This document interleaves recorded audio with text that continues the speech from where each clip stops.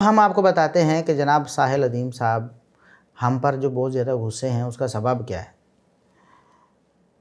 اس کا سبب یہ ہے کہ ان کے نظریات کی پسپائی ہو گئی ہے۔ ان کا غصہ ہمیں سمجھ آتا ہے۔ آپ نے تو ہر پاکستانی عالم کو بدو کہہ دیا نا، پاکستانی علماء کی مینٹیلٹی وہ بدو ہوتے ہیں اور وہ جناب کنویں کے مینڈک ہوتے ہیں، اور پتہ نہیں کیا کیا آپ نے جو منہ میں آیا وہ آپ نے کہہ دیا۔ صحابہ کرام کے دور میں نا بدو اس طرح کی مینٹیلٹی رکھتے تھے جو پاکستان کے مولویوں نے مینٹیلٹی رکھی ہوئی ہے۔ پاکستانی ہیں آپ، اس لیے ان کو آپ کو بدو کہتا ہوں میں، کیونکہ آپ اپنے اس چھوٹے سے کنویں سے باہر نہیں آ رہے۔ علماء قرآن حدیث کے نام پہ پھیلائے جانے والے آپ کے جھوٹے دعوے کو توڑ جو رہے ہیں، آپ نے جو قرآن و سنت پر مہارت نہ رکھنے والے لوگوں کے سامنے یہ بیانیہ یہ شائع کر دیا تھا، ٹائم ٹریول وغیرہ اور اس طرح دیگر تھیوریز، اور آپ نے کہہ دیا کہ یہ قرآن و سنت سے ثابت ہیں۔ لوگوں نے وقتی طور پر اس بات کو تسلیم بھی کر لیا کیونکہ ان کے پاس علم نہیں تھا بیچاروں کے پاس۔ ہم نے کتاب و سنت کی روشنی میں، قرآن و حدیث کی روشنی میں آپ کے بیانیوں کو فیل کر دیا ہے۔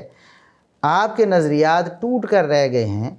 اب دو ہی صورتیں ہو سکتی تھیں۔ پہلی صورت یہ ہو سکتی تھی کہ آپ اپنی غلطی تسلیم کر لیتے، رجوع کر لیتے، لیکن آپ نے اپنے باطل نظریات کی پوجا شروع کر دی اور ان کو ہر صورت میں ان پر ڈٹے رہنے کو ترجیح دی۔ تو ظاہر ہے پھر دوسری صورت یہ تھی کہ آپ نے ہم سے دشمنی کر لی، بدتمیزی پر اتر آئے۔ آپ نے دوسرا راستہ اختیار کیا اور آپ نے کبھی کہا یہ پاکستانی علماء کنویں کے مینڈک ہوتے ہیں، اور کبھی کہا کہ عربین سکالرز ایسے نہیں سمجھتے، یعنی آپ نے کہا کہ وہ ٹھیک ہیں۔ عربین سکالرز نے وہ مطلب نہیں لیا جو آپ نے لیا ہوا ہے۔ بہرحال آپ کے مطلب پہ ہی رہتا ہوں نا، پاکستانی ہیں آپ، اس لیے ان کو آپ کو بدو کہتا ہوں میں، کیونکہ آپ اپنے اس چھوٹے سے کنویں سے باہر نہیں آ رہے۔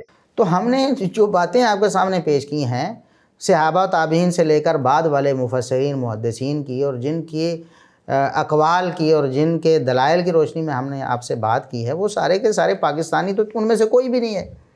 اب بتائیں کہ ابن کثیر رحمۃ اللہ علیہ، آپ نے غصے میں آ کر ان پر بھی جھوٹ بہتان باندھ دیا کہ انہوں نے، اور ہمیں بھی کہا کہ ہم نے کعب احبار رحمۃ اللہ علیہ کو ضعیف کہہ دیا ہے، اور آپ نے کہا کہ کعب احبار کو زیادہ پتہ تھا کہ یہ اسلامیات ہے یا اسرائیلیات ہے۔ یہ تان تو ابن کثیر رحمۃ اللہ علیہ پر ہو رہی تھی کیونکہ عبارت تو ہم نے ان کی پیش کی تھی۔ اب وہ بتائیں کہ ابن کثیر رحمۃ اللہ علیہ یا دیگر جو مفسرین ہیں محدثین ہیں جن کے ہم اقوال پیش کرتے ہیں، وہ کون سے پاکستانی علماء ہیں؟ آپ کا مسئلہ پاکستانی یا غیر پاکستانی ہونے کا نہیں ہے، عربی یا غیر عربی ہونے کا ہے ہی نہیں۔ آپ کا جو مسئلہ ہے وہ اپنے خود ساختہ نظریات کا مسئلہ ہے۔ جو بھی ان کو رد کرتا ہے آپ کو اس سے تکلیف ہوتی ہے اور آپ اس کے پھر دشمن بن جاتے ہیں۔ ابن کثیر رحمۃ اللہ علیہ نے کعب احبار رحمۃ اللہ علیہ سے مروی اس سریا ستارے والی جو غلط بات تھی اس کا رد کیا تھا، اور قرآن و حدیث کی روشنی میں کیا تھا۔